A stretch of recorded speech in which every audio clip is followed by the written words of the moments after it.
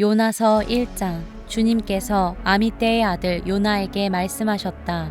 너는 어서 저 큰 성읍 니느웨로 가서 그 성읍에 대고 외쳐라. 그들의 죄악이 내 앞에까지 이르렀다. 그러나 요나는 주님의 낯을 피하여 스페인으로 도망가려고 길을 떠나 욥바로 내려갔다. 마침 스페인으로 떠나는 배를 만나 뱃삭을 내고 사람들과 함께 그 배를 탔다. 주님의 낯을 피하여 스페인으로 갈 셈이었다.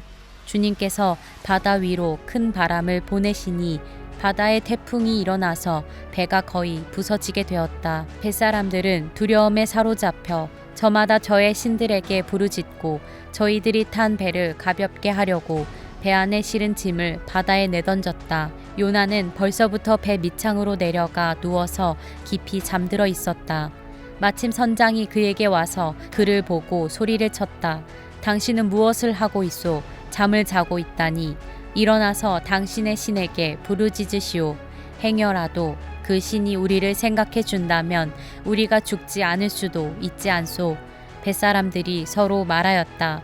우리가 어서 제비를 뽑아서 누구 때문에 이런 재앙이 우리에게 내리는지 알아봅시다.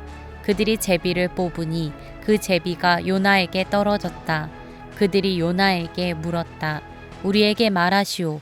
누구 때문에 이런 재앙이 우리에게 내렸소? 당신은 무엇을 하는 사람이며 어디서 오는 길이요? 어느 나라 사람이요? 어떤 백성이요? 그가 그들에게 대답하였다. 나는 히브리 사람이요.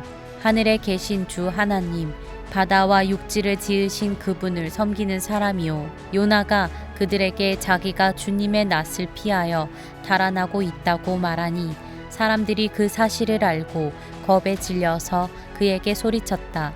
어쩌자고 당신은 이런 일을 하였소? 바다의 파도가 점점 더 거세게 일어나니 사람들이 또 그에게 물었다. 우리가 당신을 어떻게 해야 우리 앞에 저 바다가 잔잔해지겠소? 그가 그들에게 대답하였다. 나를 들어서 바다에 던지시오. 그러면 당신들 앞에 저 바다가 잔잔해질 것이오. 바로 나 때문에 이 태풍이 당신들에게 닥쳤다는 것을 나도 알고 있소. 뱃사람들은 육지로 되돌아가려고 노를 저었지만 바다의 파도가 점점 더 거세게 일어났으므로 허들이었다. 그들은 주님을 부르며 아뢰었다. 주님 빕니다. 우리가 이 사람을 죽인다고 해서 우리를 죽이지 말아 주십시오. 주님께서는 뜻하시는 대로 하시는 분이시니 우리에게 살인죄를 지우지 말아 주십시오. 그들은 요나를 들어서 바다에 던졌다. 폭풍이 일던 바다가 잔잔해졌다. 사람들은 주님을 매우 두려워하게 되었으며 주님께 희생 제물을 바치고서 주님을 섬기기로 약속하였다. 주님께서는 큰 물고기 한 마리를 마련하여 두셨다가 요나를 삼키게 하셨다. 요나는 사흘 밤낮을 그 물고기 뱃속에서 지냈다. 요나서 2장. 요나가 물고기 뱃속에서 주 하나님께 기도드리며 아뢰었다. 내가 고통스러울 때 주님께 불러 아뢰었더니 주님께서 내게 응답하셨습니다. 내가 수월 한가운데서 살려달라고 외쳤더니 주님께서 나의 호소를 들어주셨습니다. 주님께서 나를 바다 한가운데 깊음 속으로 던지셨으므로 큰 물결이 나를 에워싸고 주님의 파도와 큰 물결이 내 위에 넘쳤습니다. 내가 주님께 아뢰기를 주님의 눈 앞에서 쫓겨났어도 내가 반드시 주님 계신 성전을 다시 바라보겠습니다 하였습니다. 물이 나를 두르기를 영혼까지 하였으며 깊음이 나를 에워싸고 바다풀이 내 머리를 휘감았습니다. 나는 땅속 맷뿌리까지 내려갔습니다. 땅이 빗장을 질러 나를 영영 가두어 놓으려 했습니다만 주 나의 하나님 주님께서 그 구덩이 속에서 내 생명을 건져주셨습니다. 내 목숨이 힘없이 꺼져갈 때에 내가 주님을 기억하였더니 나의 기도가 주님께 이르렀으며 주님 계신 성전에까지 이르렀습니다. 헛된 우상을 섬기는 자들은 주님께서 베풀어 주신 은혜를 저버립니다. 그러나 나는 감사의 노래를 부르며 주님께 희생 제물을 바치겠습니다. 서원한 것은 무엇이든지 지키겠습니다. 구원은 오직 주님에게서만 옵니다. 주님께서 그 물고기에게 명하시니 물고기가 요나를 뭇에다가 뱉어냈다. 요나서 3장. 주님께서 또다시 요나에게 말씀하셨다. 너는 어서 저 큰 성읍 니느웨로 가서 이제 내가 너에게 한 말을 그 성읍에 외쳐라. 요나는 주님께서 말씀하신 대로 곧 길을 떠나 니느웨로 갔다. 니느웨는 둘러보는 데만 사흘 길이나 되는 아주 큰 성읍이다. 요나는 그 성읍으로 가서 하루 길을 걸으며 큰 소리로 외쳤다. 40일만 지나면 니느웨가 무너진다. 그러자 니느웨 백성들은 하나님의 말씀을 믿고 금식을 선포하고 그들 가운데 가장 높은 사람으로부터 가장 낮은 사람에 이르기까지 모두 굵은 베옷을 입었다. 이 소문이 니느웨의 왕에게 전해지니 그도 임금의 의자에서 일어나 걸치고 있던 임금의 옷을 벗고 굵은 베옷을 입고 잿더미에 앉았다. 왕은 니느웨 백성에게 다음과 같이 선포하여 알렸다. 왕이 대신들과 더불어 내린 칙명을 따라서 사람이든 짐승이든 소떼든 양떼든 입에 아무것도 대서는 안 된다.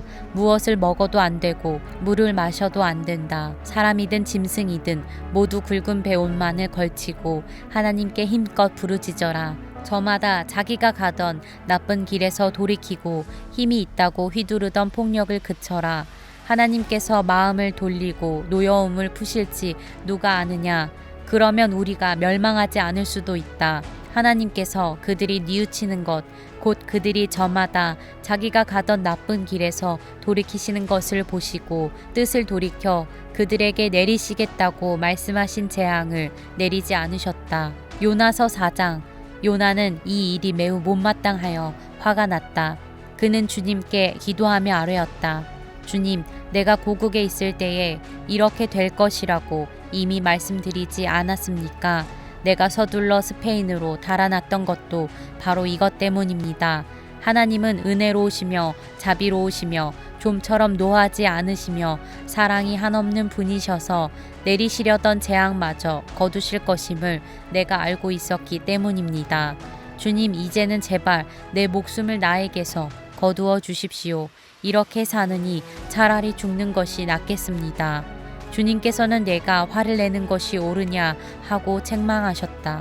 요나는 그 성읍에서 빠져나와 그 성읍 동쪽으로 가서 머물렀다. 그는 거기에다 초막을 짓고 그 그늘 아래에 앉았다. 그 성읍이 어찌 되는가를 볼 셈이었다. 주 하나님이 박넝쿨을 마련하셨다. 주님께서는 그것이 자라올라 요나의 머리 위에 그늘이 지게 하여 그를 편안하게 해주셨다. 박넝쿨 때문에 요나는 기분이 무척 좋았다. 그러나 다음날 동이틀 무렵 하나님이 벌레를 한 마리 마련하셨는데 그것이 박넝쿨을 쏠아버리니 그 식물이 시들고 말았다. 해가 뜨자 하나님이 찌는 듯이 뜨거운 동풍을 마련하셨다. 햇볕이 요나의 머리 위로 내리쬐니 그는 기력을 잃고 죽기를 자청하면서 말하였다. 이렇게 사느니 차라리 죽는 것이 더 낫겠습니다. 하나님이 요나에게 말씀하셨다. 박넝쿨이 죽었다고 내가 이렇게 화를 내는 것이 옳으냐? 요나가 대답하였다. 옳다뿐이겠습니까? 저는 화가 나서 죽겠습니다. 주님께서 말씀하셨다. 내가 수고하지도 않았고 내가 키운 것도 아니며 그저 하룻밤 사이에 자라났다가 하룻밤 사이에 죽어버린 이 식물을 내가 그처럼 아까워하는데 하물며 좌우를 가릴 줄 모르는 사람들이 12만 명도 더 되고 짐승들도 수없이 많은 이 큰 성읍 니느웨를 어찌 내가 아끼지 않겠느냐.